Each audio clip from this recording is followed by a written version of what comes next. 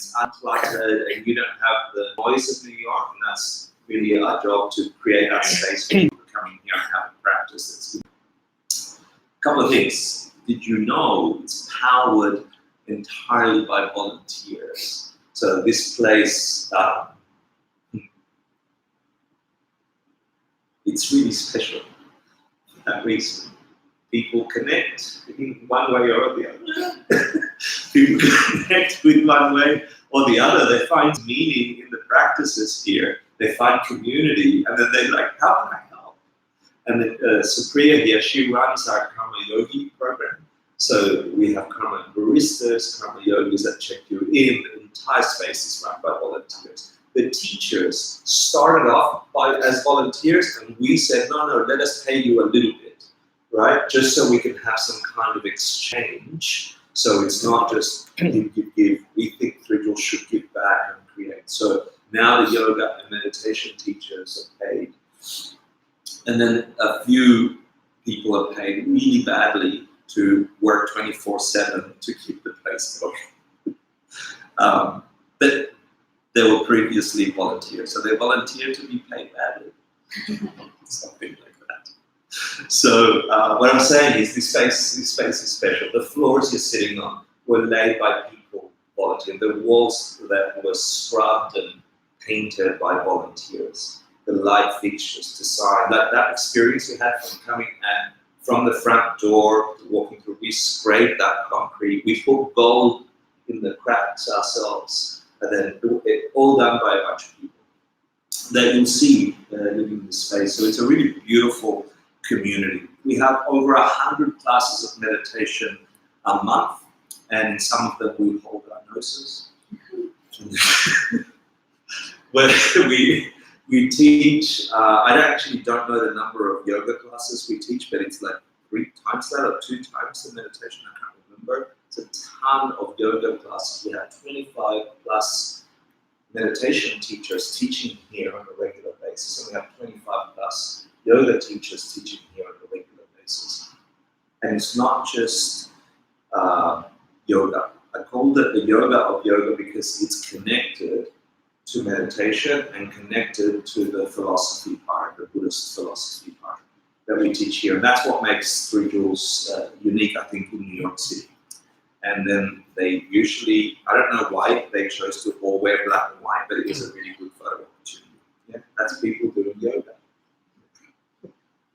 And then we have this thing called Asian Classics Institute, ACI, which is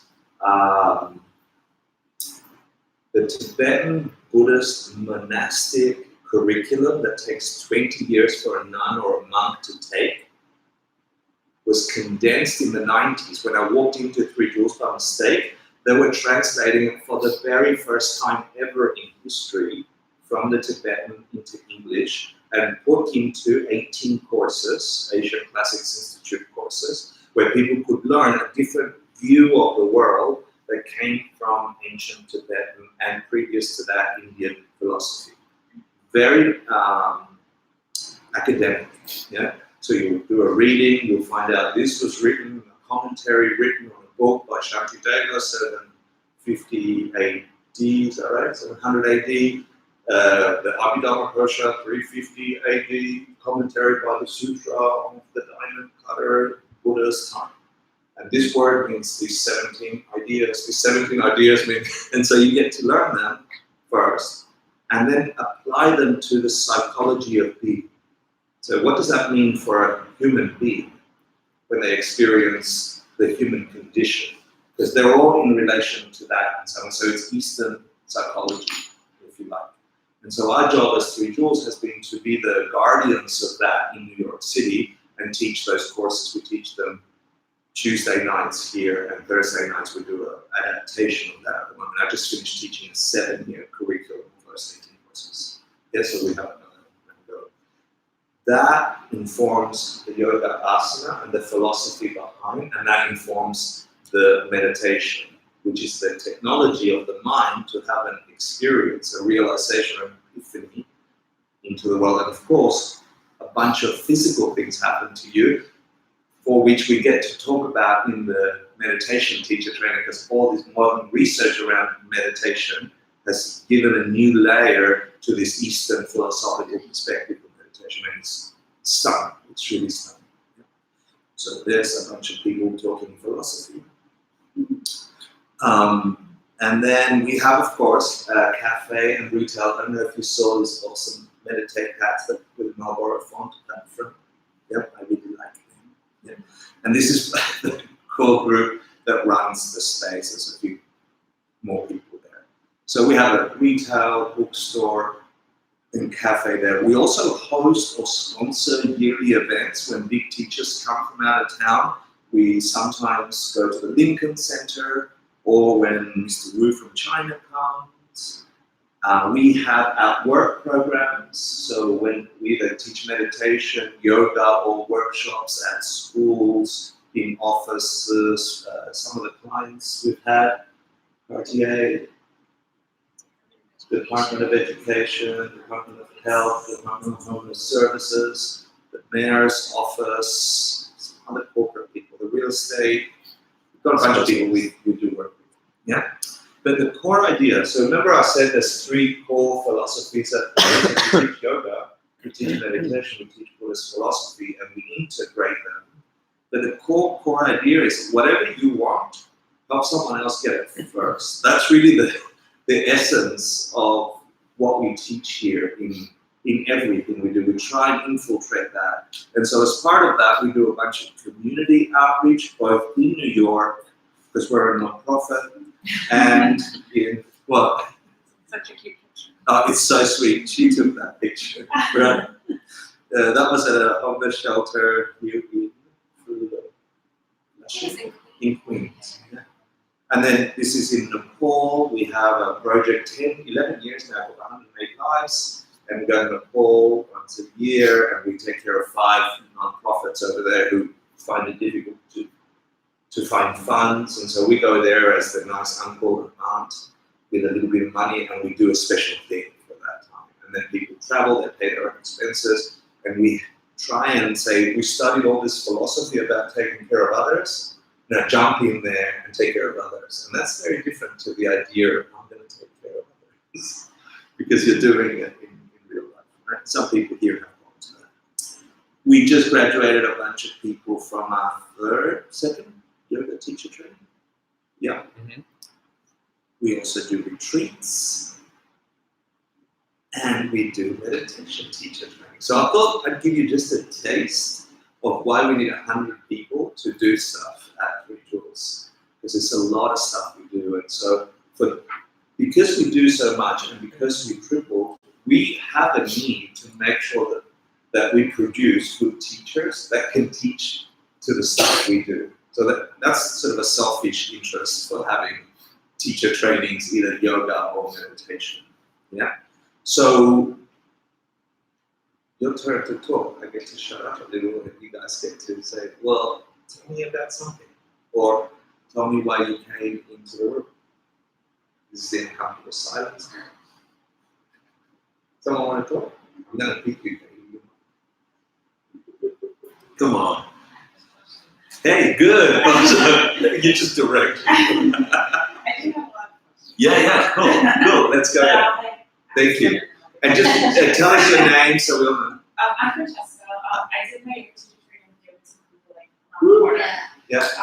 About actually last year December, so like 7 months of teaching. Are you teaching? Yeah. Ooh, yeah. Nice. And I came to Rituals a few times, and I really liked the classes, and when I saw this, I thought it was like an amazing opportunity as I'm developing my yoga practice.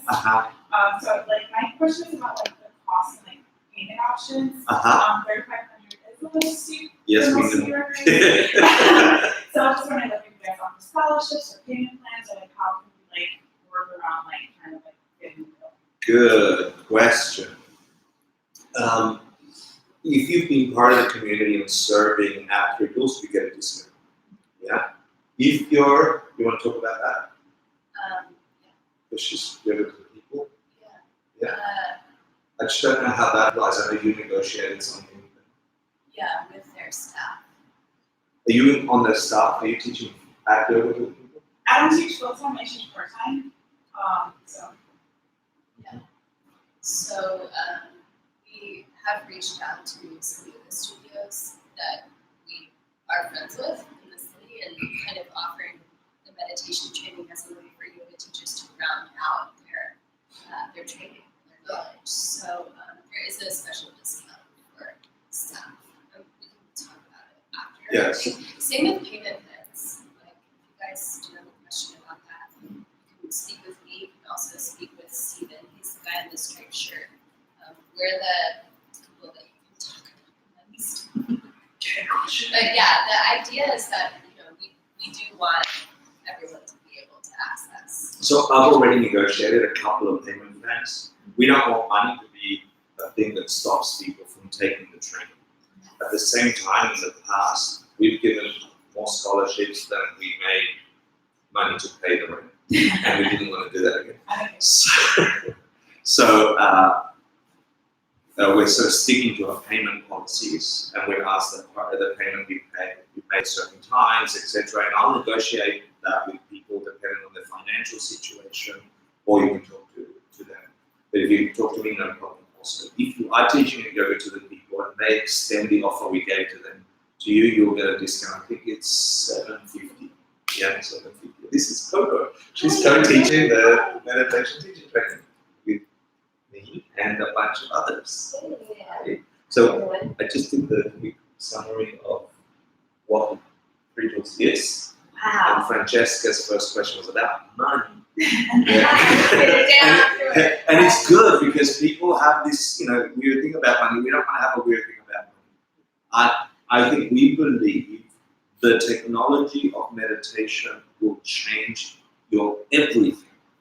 And people can research it till they die. I don't care. You change your mind, your world will change. Meditation is the tool that will do that. You can also do shit meditations, really bad meditation. You can screw your mind, yeah? And we've had a ton of training, and we've already screwed our minds. No, we've Screwed our minds. Yeah. The training is a great opportunity to look at the pitfalls of meditation. You can get stuck in this nowhere land where I'm just blissing out, and why? Yeah, we're going to discuss that. We're going to go, what's the point? What's the use? I'm not saying don't go there. Use that for something. But we'll hopefully, and we'll get to it when we talk about meditation, give people access to the original texts, get references to the essence of the meaning of those texts, and then try and turn it on in the teacher training. So you get electrified. And then I don't care if you want to go and bliss out, if that's what you want to do later. I know I've given you the very best that I know could come out of meditation. And then as a teacher, each of us have a responsibility to check where is a person that's coming to meditation. Maybe they only need to bliss out a little bit, or maybe they just need rest and relaxation for a period of time before they can go and get enlightened. Before that happens, you might need to chill. So, good question about the money. I would reach out to Yoga to the People, see if they'd extend the discount we gave them. If they do, good. And then if you still need a payment plan, apply, and then we can have the discussion. No problem. We've already done it. Woo! Any more money questions? No. I think that covers it. No, that's good. That opened it. That's really good. It shouldn't be a problem. The money should not be a blocker for people to uncover the most precious part of themselves. It never should. But it also shouldn't be free that we are paying for your personal development. You should be free. We'll help you. Someone else? Question? Comments? No, sorry.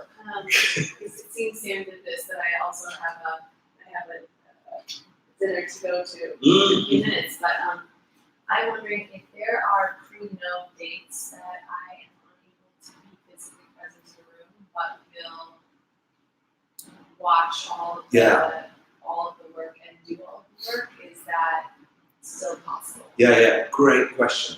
Yeah, it happens every year. We live in New York. Humans are busy, yeah?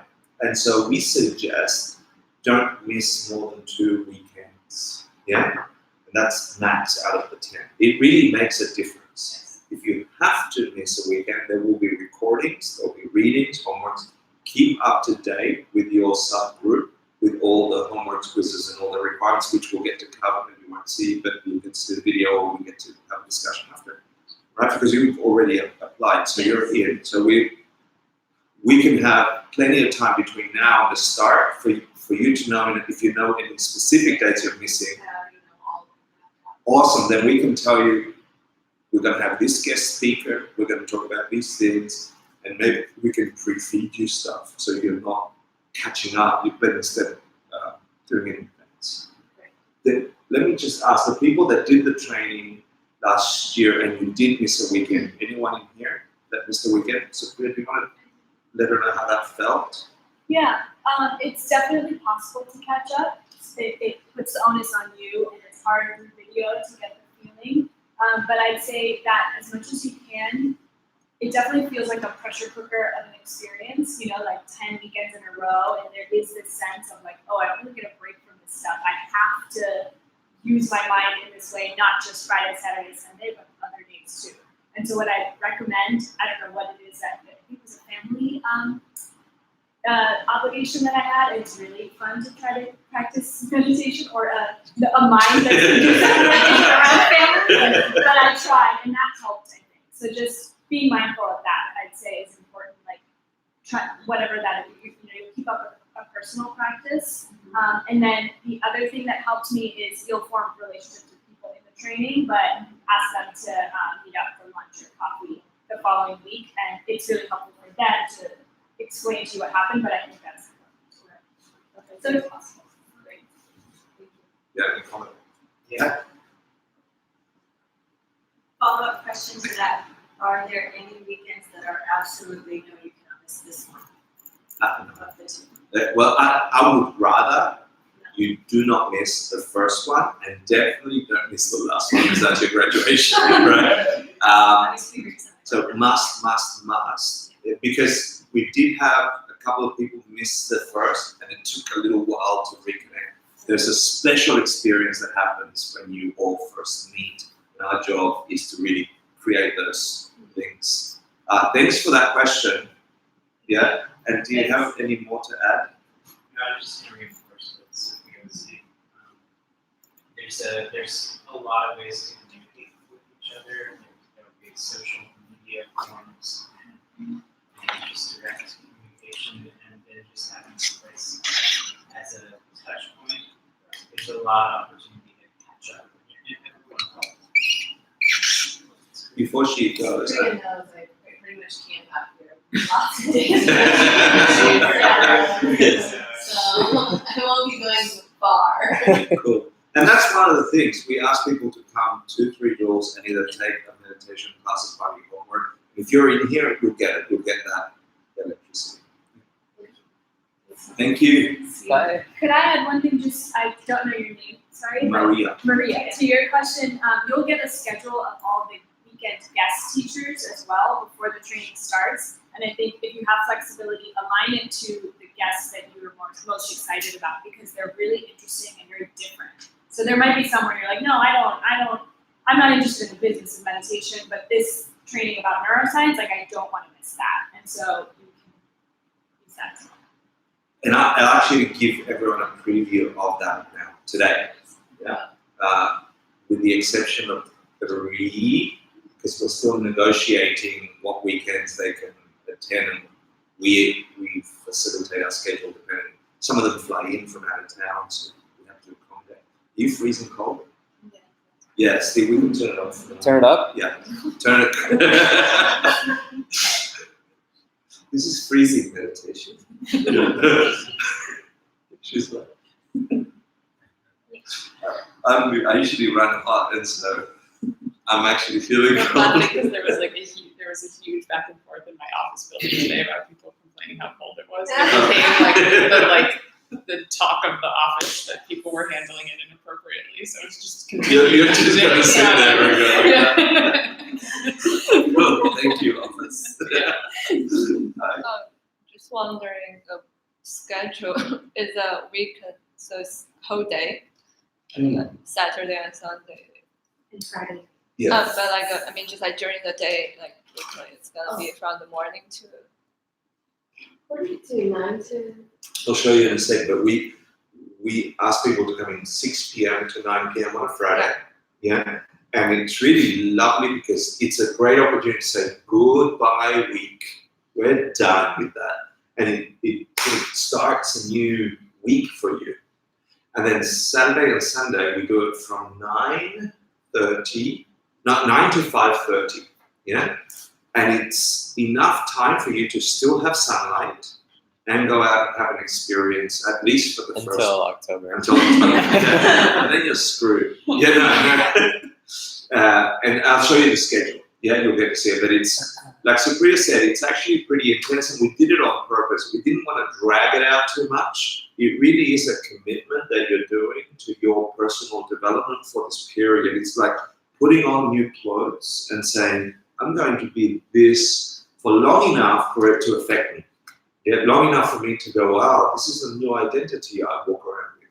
And we're going to sort of encourage you to put on that identity throughout the week as well. And so you only get one break. It's not 10 continuous weeks. You get Thanksgiving. Eat turkey, be with family. And at that time, we also have the meditation challenge, which is part of our teacher training. We'll cover a little bit. Yeah, and that was a real, I don't know how, we'll cover it when we cover it. Oh. Yeah. I mean, and also, what's the percentage of text? So like study and also meditation. Yeah. So it's not heavy on text. We don't want to give you too much to read, but you will have references and you will have books. But that's optional, right? The readings were not that big, right? So we just gave you readings on enough to give you a taste and enough information about the core idea of the topic we'll cover that weekend. Specific to the meditations we'll teach. And then we'll give you reference material if you want to go deeper. Like, remember I was talking about the Asian Classics Institute courses, ACI courses? Those are like heavy readings, yeah? Ancient philosophy. You'll have access to that, but only if you want to. Yeah? Only if you're a high achiever, like Francesca. Yeah, yeah, good question. Be just like a lot of sitting? Just like a retreat. I'll let them explain. Okay. There's a bunch of workshop-y, because we're not just teaching meditation. Yeah, we're teaching.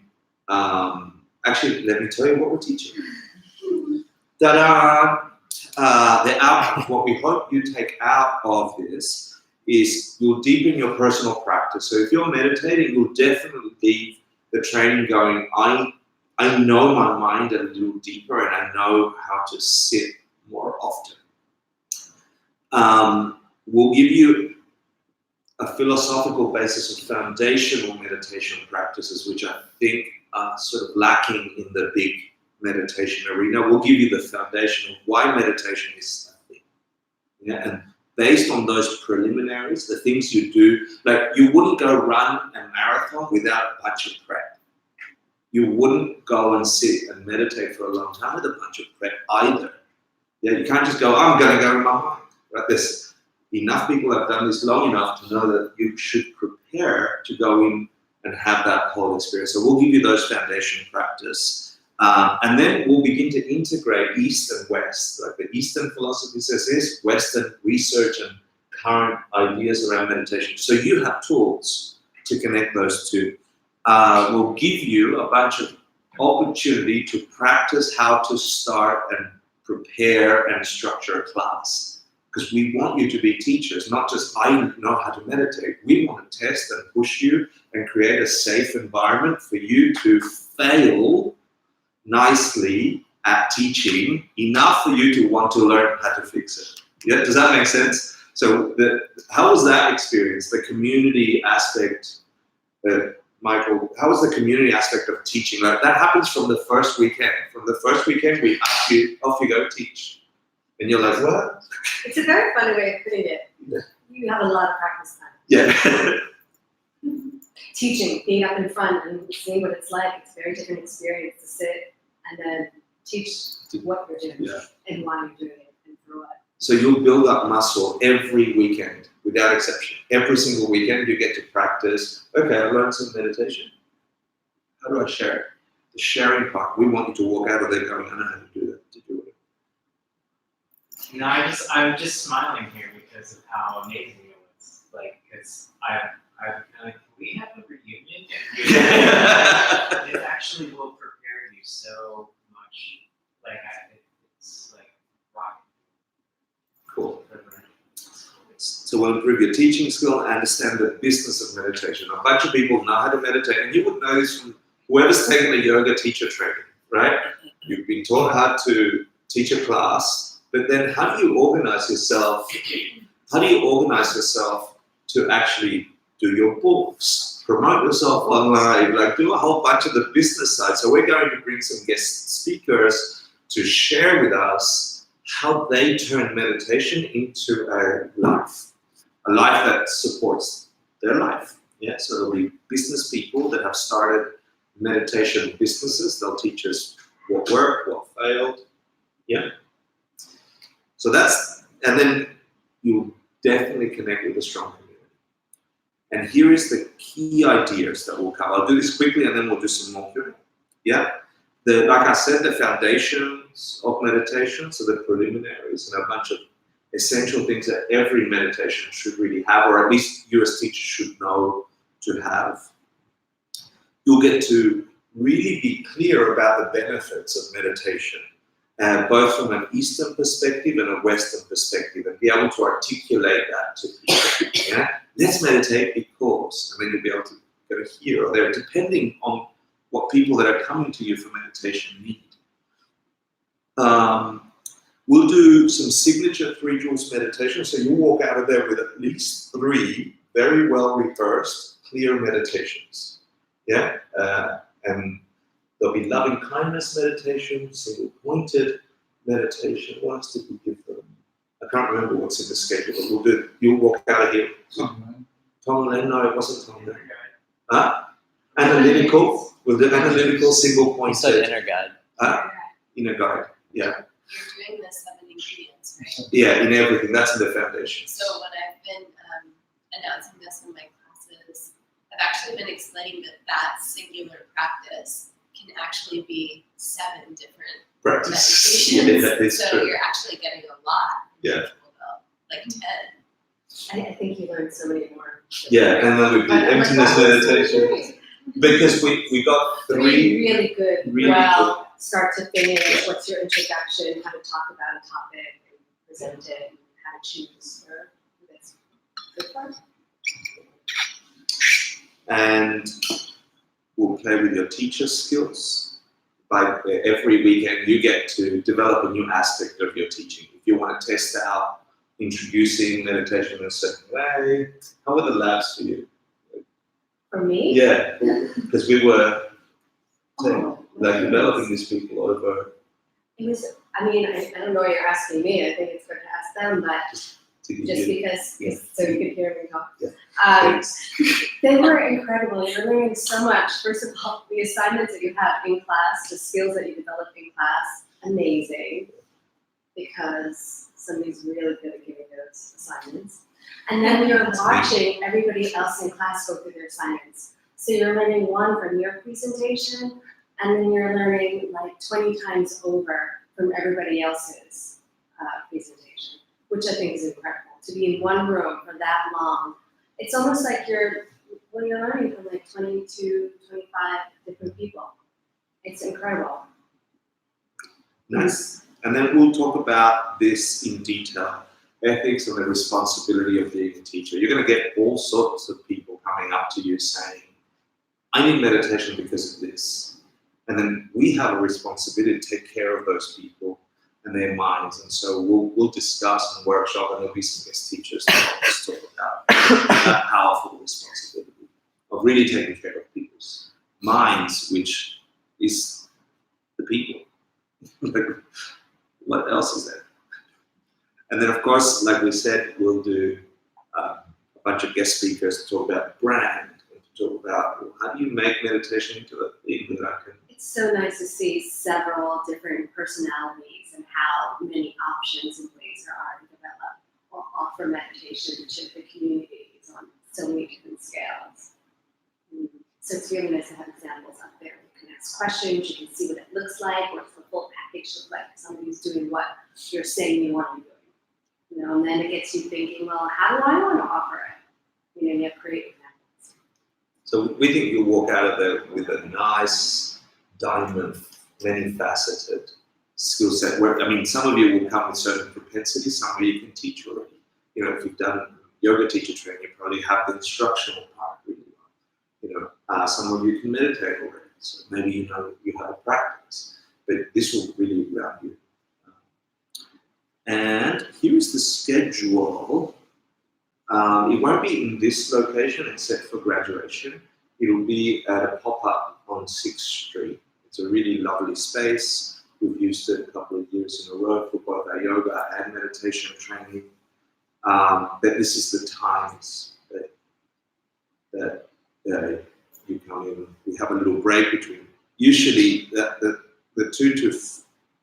2 o'clock break is not. Somewhere in there we'll have lunch. 2 to 2 is 2 your to 2. Your lunch break is very long. Yeah. Yeah. Amazing about meditation. Yeah. Your astral body and you'll continue to Take a breath. every breath.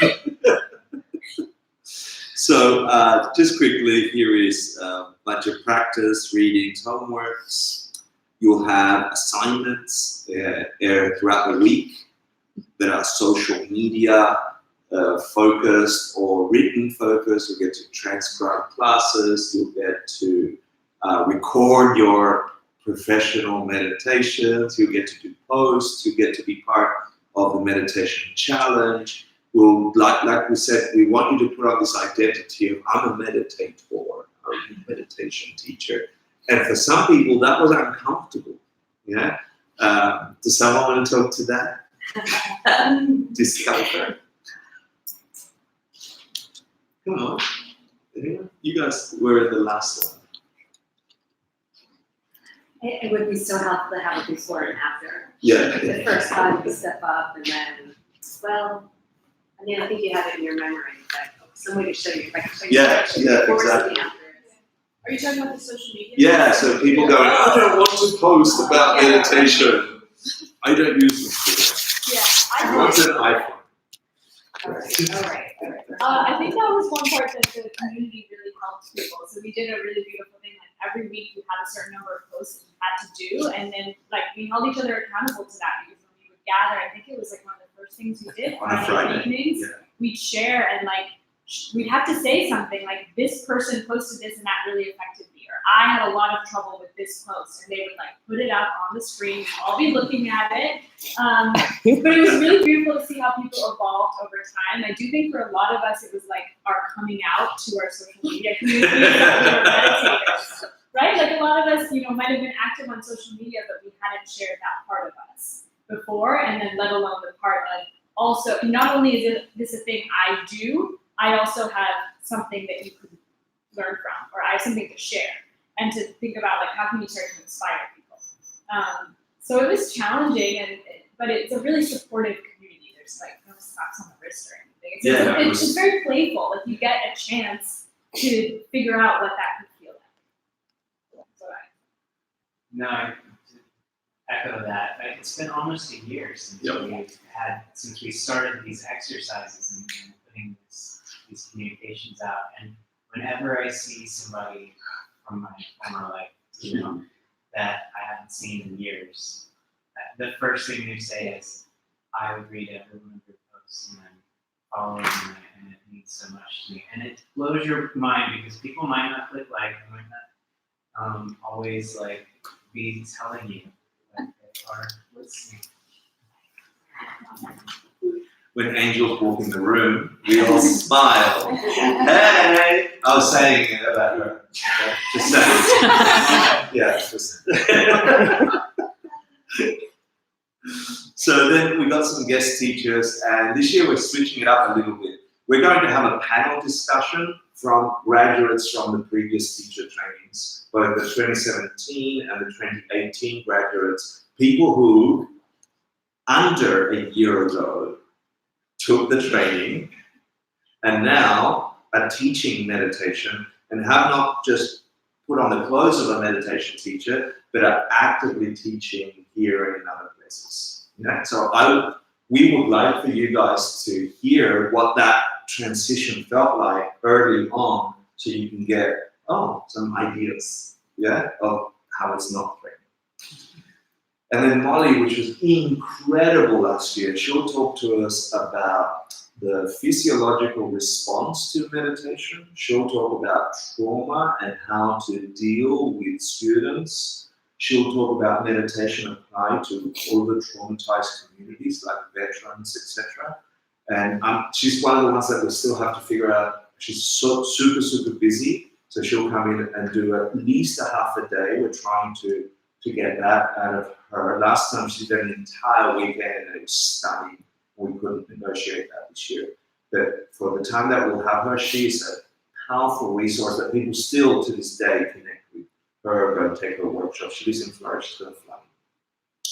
And then Stephen is going to talk to us about building a meditation business, not the Stephen with the structure, but the Stephen over here. And he's the CEO and founder of Journey Live meditation app. So it's a meditation app founded here in New York City with live teachers teaching 15-minute slots and also on demand.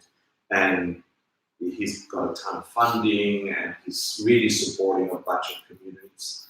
One of the last year's graduates now works for them. That's right, yeah. One of our last year's graduates got a job over there, and I teach on the platform, and one of our other teachers here teaches on the platform, and that platform reaches people. I get to teach meditation. I have to run out of here by 9:15 to go and teach a meditation on this app, and it's just live. I'm sitting there going, hi, and there's people from Taiwan, there's people from Australia, there's people from LA, Argentina, Mexico, meditating together. And then they get to write feedback and I get to bounce that. I don't see them, they see me. So I'm usually going, hi, camera. And but the way he's built this business and why and the research they did to do that, I want you guys to get access to it because they're very happy to share. Because the more well-skilled meditation teachers we have on the planet, the better we'll be able to serve human beings who come to meditation, usually as a last resort, because something needs to change. So I'll try this weird. Let's see. Then I don't know if many of you know Sa. Sa's a personality, all of his own. He teaches here Friday nights. He's written a book on meditation. He is loud and beautiful. Yeah. And so he's awesome at branding. He's had a couple of businesses before, very successful, and he'll just give it all to you. And you'll be like, wait, slow down. And it'll be towards the end so we can figure out how to seal and brand whatever identity you want to put on in your meditation journey. And then two of my most favorite people, I just spent 5 days in Islas Mujeres with them in Mexico, John and Connie, who have done, like Coco, 3 years silent meditation retreat in Arizona. So 3 years, 1,000 days, deep in meditation. They're going to come and talk about meditation as a lifelong practice. Yeah, and both John and Connie take care of the ACIP, Asian Classics Institute, Asian Classics Input Project, which for over 30 years have been going around weird libraries around the world, going to the basement and finding ancient Tibetan or Indian books on the philosophy of Buddhism and meditation. They're breaking or they're getting destroyed. They're scanning them, paying refugees to transcribe them onto computers so they're digitized, and then there's a whole project that's translating them so we have access to the core ideas of Eastern philosophy from the year dot. So they're an incredible, incredible resource. And then there's this lady, she's pretty amazing. Her name is Coco. She did a 3-year meditation retreat, and we get to be with you the whole weekend. I don't know how to describe Coco other than incredible and one-on-one So I tend to go, hey, everybody there, go ahead, do it. She's like, hi, I know exactly that you need this and that and the other. And at the same time, she's like, and you need this, and I can do this. And I'm like, here. I'm like, hey, let's do this. And she's like, and people fill up with her knowledge and her wisdom and her care and her love in a way that I can't do it, right? But then there's this guy who's really awesome. Yeah, he's meditating. So, yeah. And just quickly, before we open up, because you probably have a bunch of questions, here is the idea behind the structure of the training so you can get a taste of it. The first 2 weekends are all about the foundations of meditation. Why the hell meditate? What types of meditation? Whose meditation is this? Meditation is that. We'll get all those answers questions. Why do people come to meditate? Why do you want to be a meditator? What is it? What is it not? Yeah? What weird ideas people have about it, what correct, incorrect, etc. Then we'll go in and teach you a couple of practices, actual practices that you can teach. So you can get a taste of it, and of course you get to share them and practice them. And then that's all from the Eastern perspective. Then we'll bring in the Western perspective. Look at neuroscience, look at research, look at the body, look at physiology, look at other traditions that meditate, and how does that fit in? So we can get a holistic understanding, because if one of them turns you on, you want to go and research that and make that your thing. So we want to give you as much access as we can.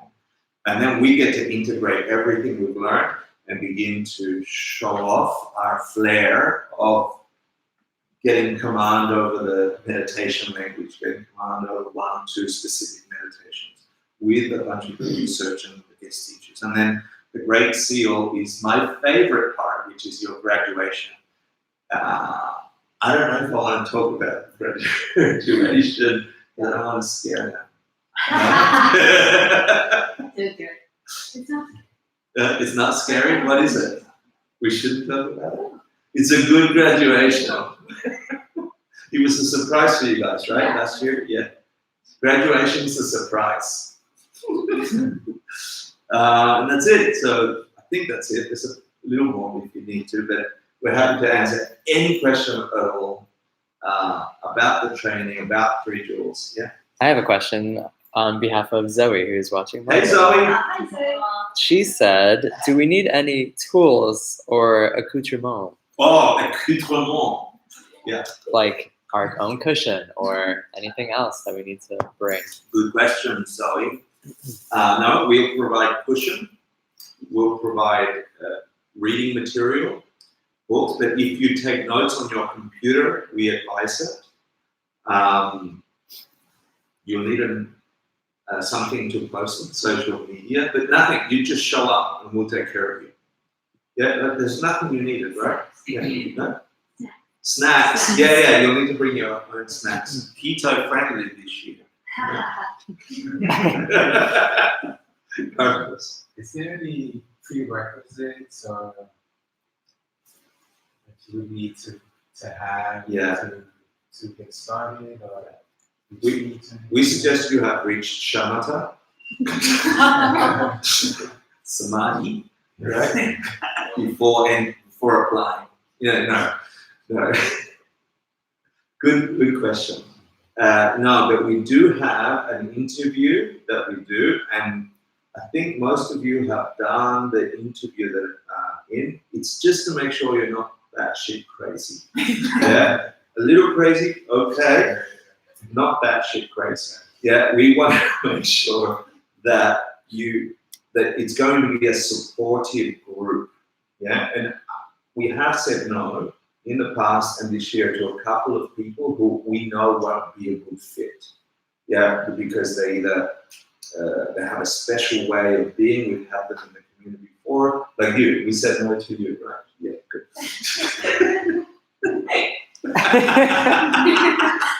No, and that's important because the safer the space is. So that's the only real prerequisite. We don't care if you've never meditated before, so long as you're prepared to do the work, and work you will do. Yeah. So everyone will level up to wherever they're at. But because some people are leveling up in meditation practice, let's say they've never meditated, that'll be a hard lift for them. But maybe they work in a business where they can do things linear, they do assignments, they do projects. So that's not a problem for them. Maybe people are studying so they can do assignments.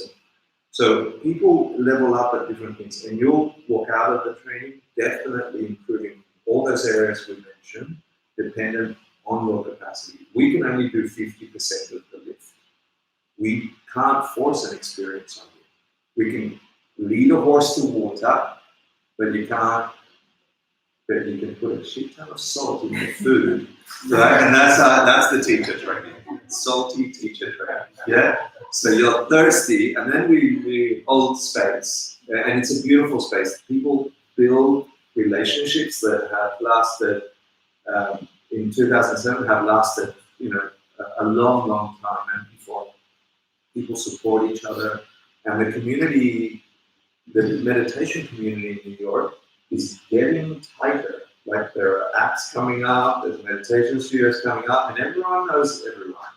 Yeah, and so our job, I think, is to hold that community and that link. And this training, by inviting people that might be our competitors to come and share, I think is a healthy thing for the New York community. But good question.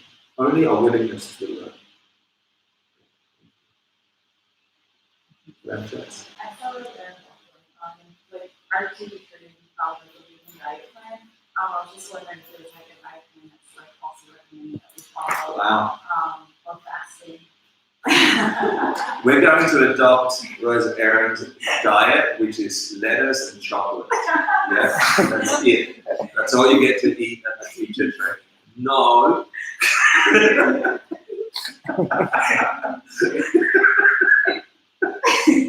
Carlos, thank you.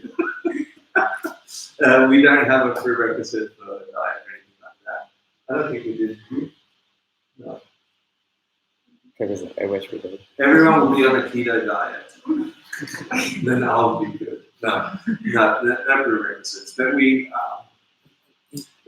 people bring snacks, they share snacks, or birthday cakes. They're easy. Can be if you want. It's okay. They're not as strict. My last question, I was just wondering. Oh, sorry, Zoe was asking to repeat questions. If you could repeat questions, Sure. because she can't hear you. Yeah. Francesca said if she could make me a cake every single weekend, and I said yes. Recorded it on the internet. No, sorry. I think she got the gist of that last question. Okay. But just for future questions. Okay. Yeah. Can you talk a little bit about how meditation teacher trainings in general, is this how most meditation teacher trainings might be? Is this different? What's the foundation of how it's even decided? So some people in the room have taken this teacher training and other teacher trainings. I have not. Yeah. So you can talk. Yeah. So I have done this training. I also did the meditation teacher training at the Independence Project about 3 years ago. And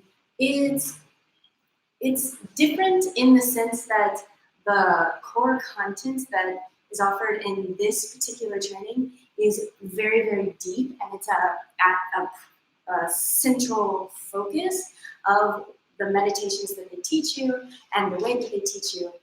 Whereas the other one that I did, there was less of the philosophy happening. It was also stretched out over a longer period of time. And honestly, they were both phenomenal in different ways.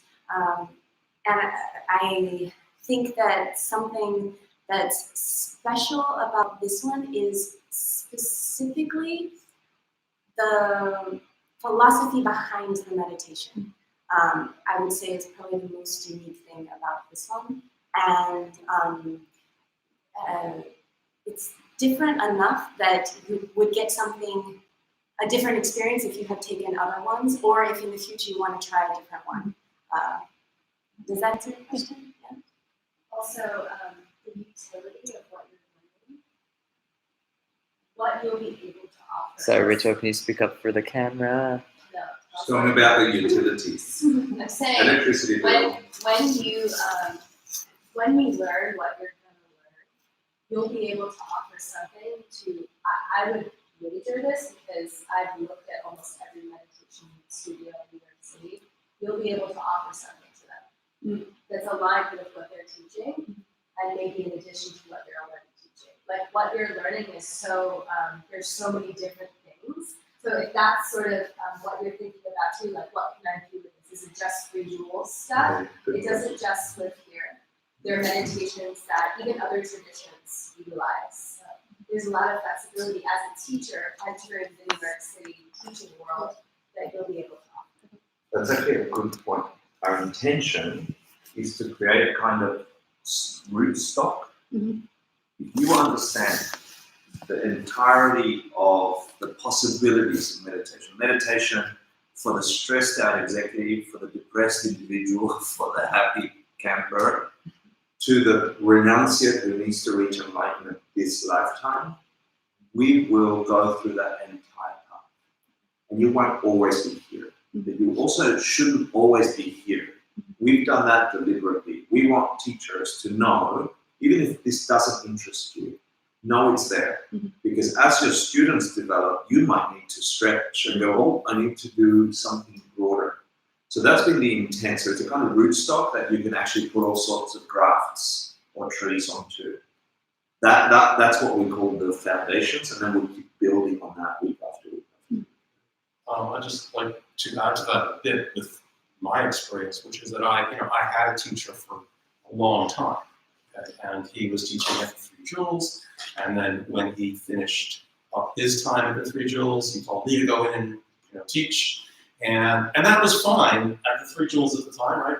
Because I knew his students, I knew what they were into, I knew what they needed, and I basically emulated him, and everything was great.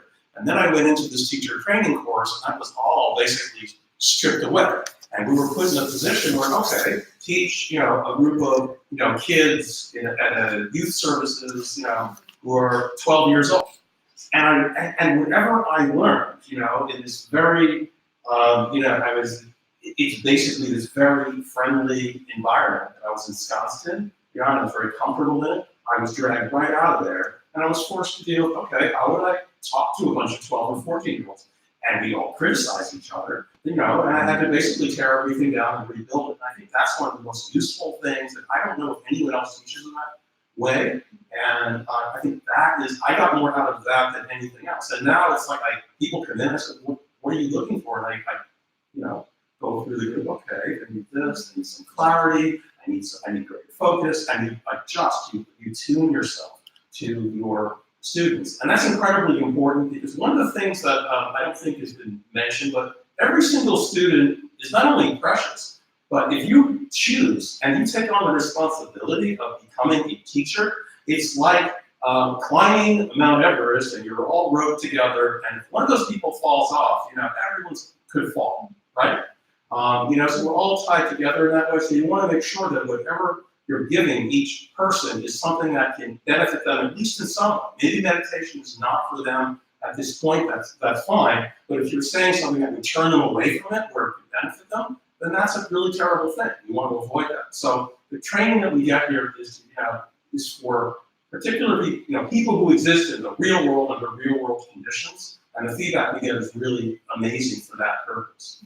That was probably the best thing I got out of this. I remember that we drew, right? We drew like a random. Yeah. Like, who did you get? You got 12-year-olds that were around, and we all got really annoying 12-year-olds. Oh, that's right. I forgot that. Yeah, no, I remember. Stephen, you're very annoying. Yeah. Still very annoying. Yes, people are blowing up. Good question. Yeah, thank you. And it reminds us, because this is one of the most precious times of year for me, because it's not often that you get to connect with a group of people for a prolonged period of time and really support each other. And it's a little bit of a pressure cooker. It's not so much, right? Or it is. I don't know, your eyes are open as well. I mean, we are asking for the period you commit, we really want you to transform because you can't do it later. You're unlikely to do it later. Do it if you're committing. Get it over and done with, put on the clothes, and then get naked afterwards if you want to. We don't care. You can take off the clothes, and then, but you'll be changed. You'll be changed by each other and the company. I think about a word would be immersive rather than pressure cooker. Yeah. Pressure cooker sounds like, there's a lot of anxiety. It's more like you have to immerse yourself. You have to be willing to do that and be willing to connect with people for that period of time. And your world changes for that period of time. Yeah, awesome. Thank you. What you made me think of, Warren, is like this experience that I've had where, like, if any of you have had this realization or something that you've learned, it doesn't even have to be spiritual, and then you really want to like explain to someone else why they should try the thing, and then you're in the situation and you have this desire to share, but then you don't really know what words are going to work. Like, I didn't know what words I could say to like my dad about why this thing is important. Or like, if you meet someone on the street and they're like, oh, you do this for a living? Well, why? And then up until the meditation training, there were these moments where I was caught. I had this barrier of like, this thing is so precious, but I can only say it in the language that I speak to myself. I don't know how to say it to you. And so one of the things that we got to practice was like, whoever pops up in front of you, whatever gig, like if you end up working for Three Tools, there's so many gigs around New York, these different things. Someone sitting in front of you and they're asking you that question, why do you love this thing so much? You're able to figure out how to say it without being strange and like sort of going off the corner and figuring out how to communicate with them. Because it's really learning how to communicate outside of your comfort zone.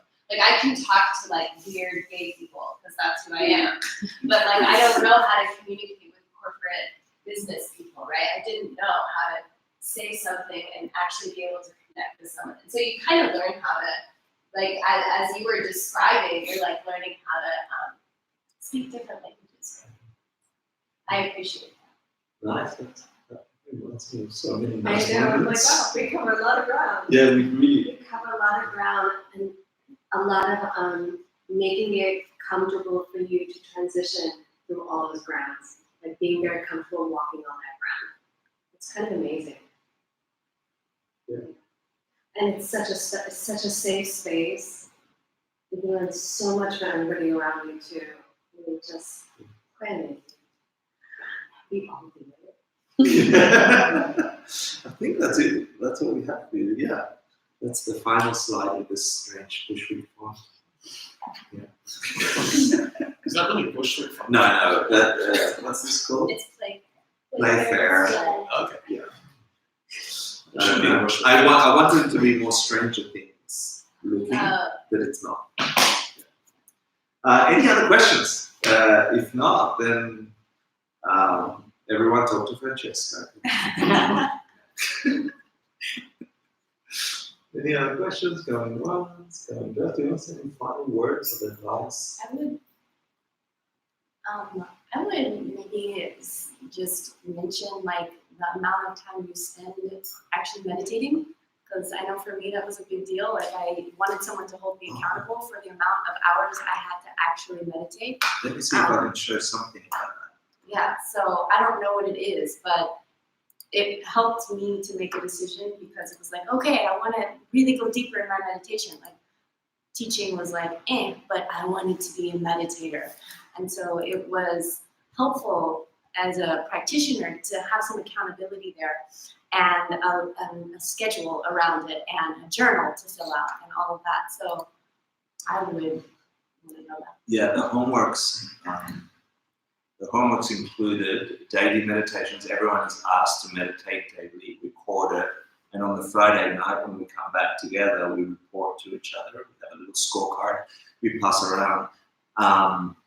I saw the other day when I was preparing this thing, I saw the final slides from the graduation, the 25, I can't remember the thousands of hours we collectively meditated and the number of days. It was something crazy. And I don't think I can find it this quick. But collectively, it really feels like we've done a great thing for ourselves and for the people that are connecting with us and that we've connected with throughout the training. Something I think Michael was saying, that my experience was for everyone that did the training, their friends and family would come out of the closet and say, can you tell me a little bit about that meditation thing you're doing? Or people that you hadn't heard from since high school connect with you. It's like, I'm having this life problem. And then all of a sudden they're vomiting out something that you're like out of left field, and you're pitched into a position where you connect with people with that identity as the meditation expert to people in your world. And that feels new. And I loved that transition for people. So yeah, if I knew the name of this thing, I would show you. Anyway, there was a lot. I can't remember the graduation slide. I don't know. But anyway, a lot of meditation.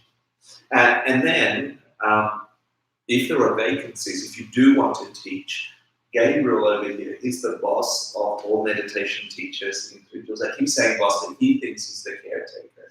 That he takes care of, which he does really well, right? But he facilitates the 25 meditation teachers, and he'll coordinate the panel discussion to come and share. He runs it, the department that runs every meditation here, so you'll get to connect with him. And so last year in 2018, when we finished up, I connected with each of the graduates, and most of them ended up coming and joining the teaching team here in some capacity or another. And so it was really, really exciting to see people who some of whom had a lot of trepidation about actually teaching. Like it was more about just a personal practice for them. Oh, I'm not so sure about teaching, reservations, and then to watch them at a certain point get that spark and decide they want to teach, and just to watch the transition from early September or mid-September when it started to seeing actually teach, and we were very supportive in that process. And there's no pressure, it's really about, because if you are this is a great thing to do just for your practice.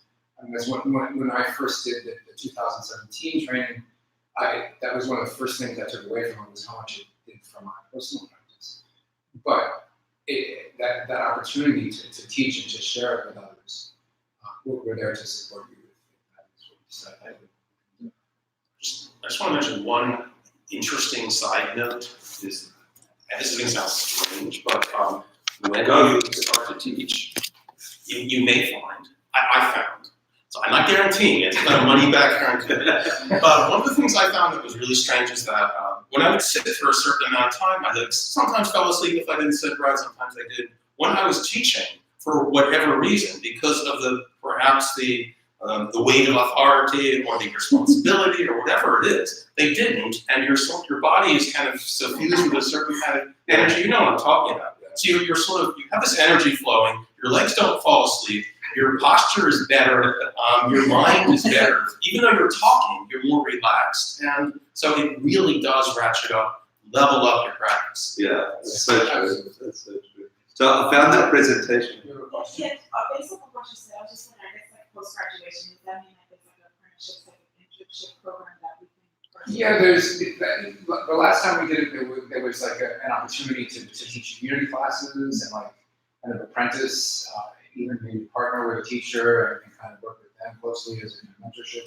So it's depending on, people are at different readiness levels, as Hector mentioned, some of you have already been teachers, like you're a yoga teacher already, so you might be at a different readiness for actually teaching when you graduate from this training. So Zoe, the question was, if once you graduate, is there an opportunity at Three Tools to get a job?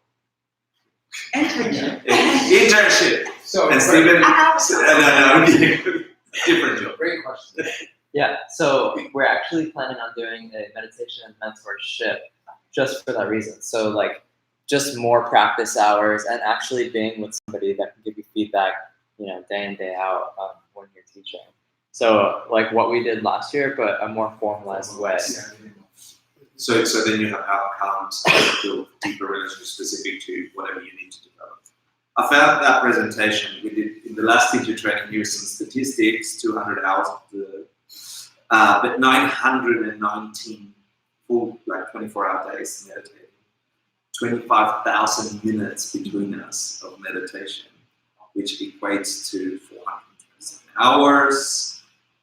People transcribed 72 meditations. There were 15 professional recordings, some people didn't do it. 10 guest teachers that came, 18 people graduated. Well,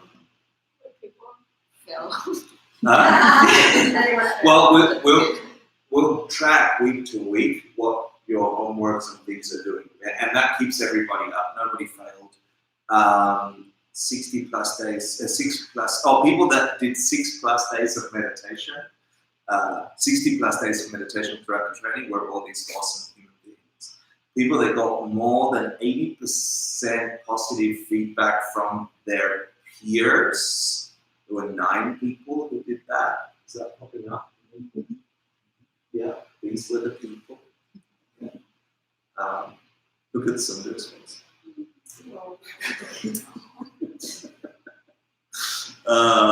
People that did more than 2,000 minutes of meditation in the entire training. So people really went in deep and wanted to. This was competitive meditation. It was all these people. Certified Is results. there an expectation of how much people should meditate every day? We gave them, depending, so to answer Carlos' question, it depends who's in the room. So if people are brand new meditators, we gave them just a short goal, enough for them to develop. If people who wanted, they set their own standards. Yeah. And of course, at the end, everyone.